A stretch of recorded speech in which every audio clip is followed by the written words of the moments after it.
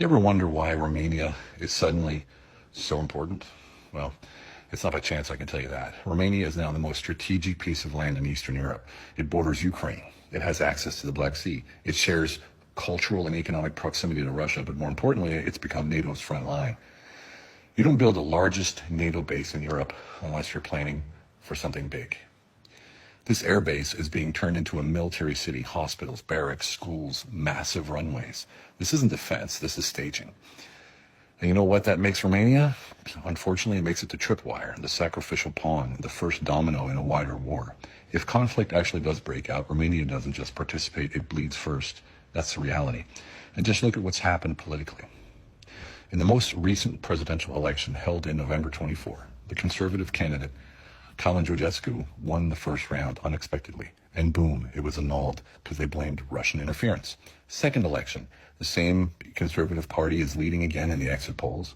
Momentum was his. And then, overnight, the pro-European candidate suddenly wins. Quietly, cleanly, as if scripted. And this time, France is caught meddling.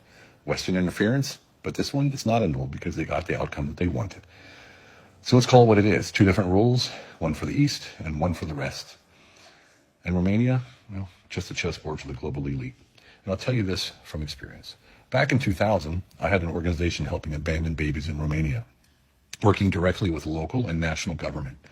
They welcomed us. They were grateful, cooperative, until the European Union got involved.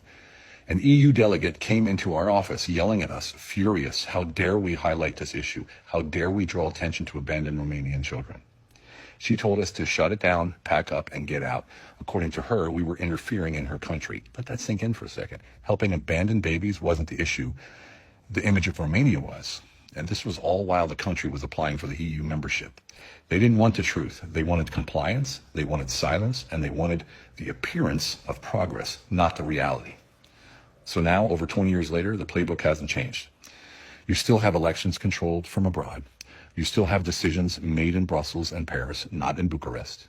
You still have a frontline country being dressed up like a partner but treated like cannon fodder. So yeah, pay attention to Romania.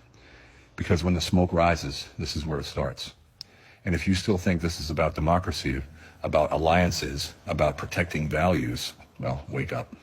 This isn't strategy, it's sacrifice. Romania isn't being protected, it's being positioned. Positioned to burn first, while the suits in Brussels sip wine and talk about solidarity, while Washington runs logistics, while Berlin hesitates. And when the first shots are fired, don't say you weren't warned. Because Romania is a tripwire, the pawn, the acceptable loss. And history, well, history won't remember who followed orders. It'll remember who saw it coming and said nothing.